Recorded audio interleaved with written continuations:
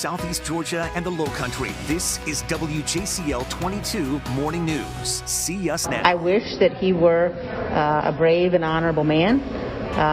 He's clearly trying to cover up what happened.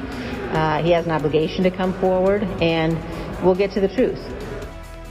Breaking right now on WJCL 22 Morning News, Capitol attack request refusal. House Minority Leader Kevin McCarthy shares why he won't help the panel investigating the deadly January 6th riot. Plus, mask upgrades and military help. Major announcements expected at any moment now as officials all across the country fight the record COVID case spike. Could opening debate lead to a vote? I'm Aixa Diaz in Washington with the Democrats' latest strategy to pass voting rights. And a new development in the choking of this former NFL player at the hands of police in Georgia. His legal win against those officers.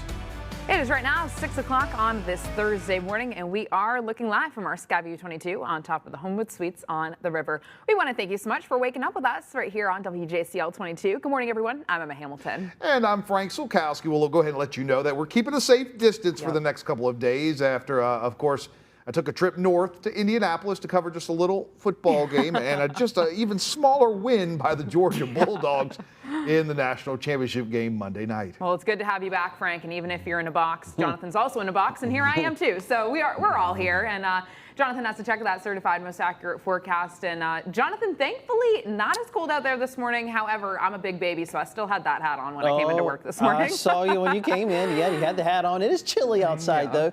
And so no problems with bundling up this morning as you head out the door for school and also for work.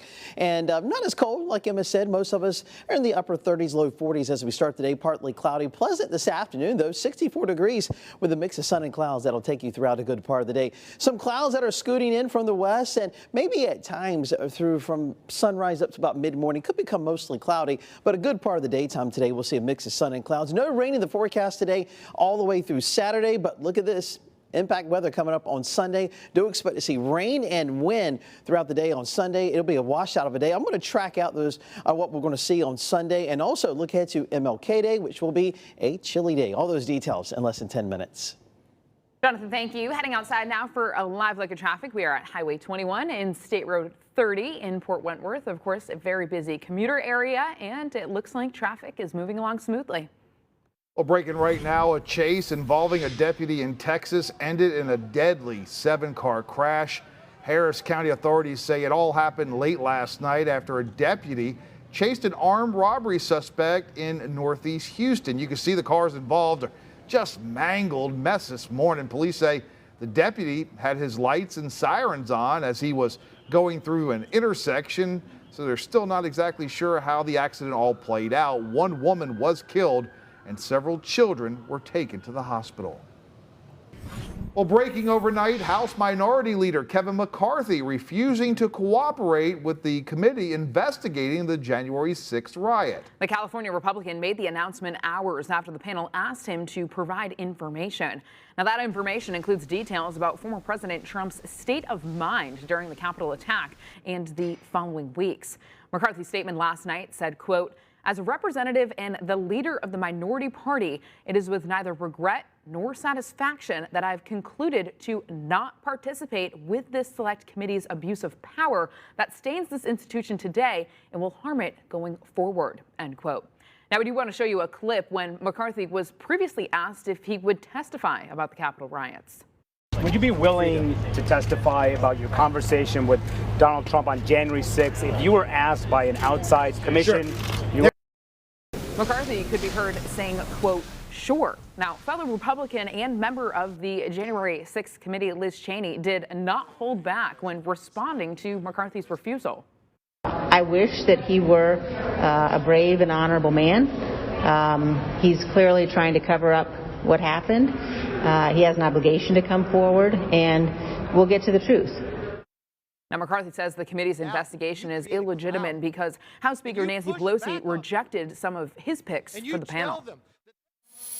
Well, the CDC expected to update its mask-wearing guidance, urging Americans to upgrade their face coverings. And as ABC's Faith Abube reports, President Biden expected to make a major announcement today as well. This morning, the CDC weighing a significant update to its mask information as the highly transmissible Omicron variant sweeps across the nation. Federal health officials are expected to recommend Americans upgrade from cloth masks to KN95 or N95 masks if possible, but they are costly and hard to find.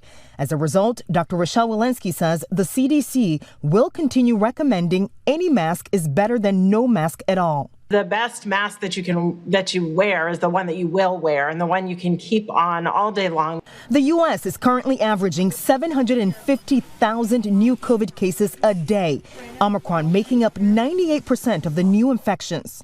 Given the sheer number of cases, we may see deaths from Omicron, but I suspect the deaths that we're seeing now are still from Delta. Data from a new study suggests those infected with the Omicron variant are 91% less likely to die from the virus compared to the Delta variant. They are also half as likely to be hospitalized and have shorter hospital stays. The problem is that for unvaccinated people or people who are not gotten boosted who are high risk, yes, and they may not end up on a ventilator, they're still getting quite sick from this. A sobering look at the wave of COVID infections on this new CDC map. The red showing the 99% of U.S. counties currently reporting high COVID transmission. In the last week, nearly 9 Americans have tested positive for COVID every second. We're caring for patients in hallways. We're stretched thin. The healthcare system is under unprecedented strain.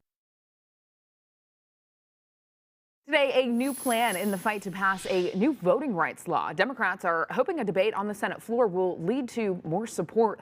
Our Aixa Diaz is in Washington breaking this down on how this could all play out.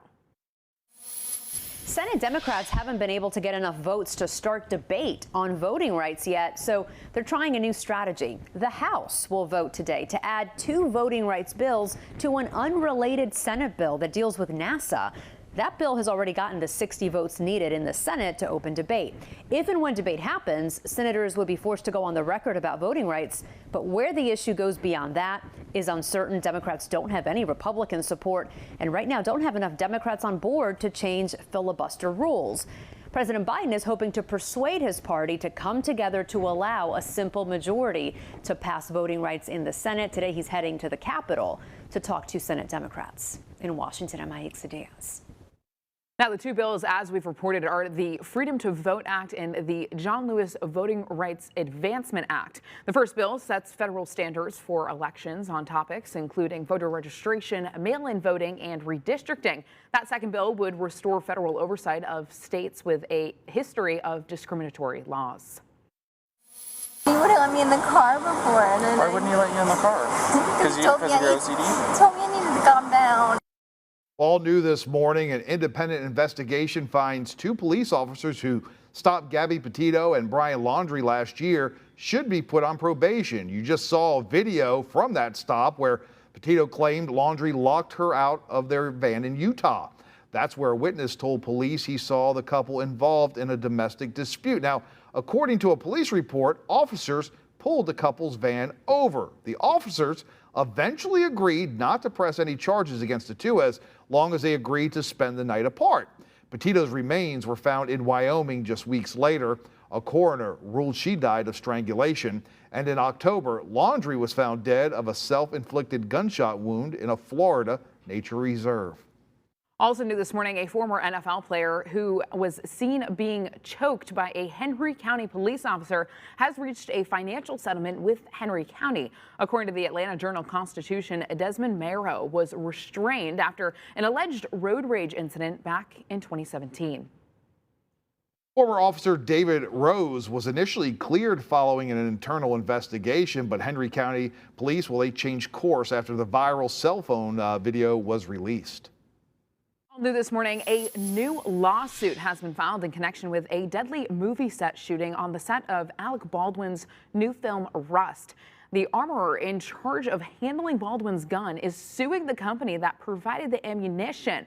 Hannah Gutierrez claims Seth Kenny and PDQ Arm and Prop sold, distributed, and advertised its props as dummy ammunition and not live rounds. Now, authorities say a live round was in Baldwin's gun when it went off and killed the film's cinematographer and wounded the director.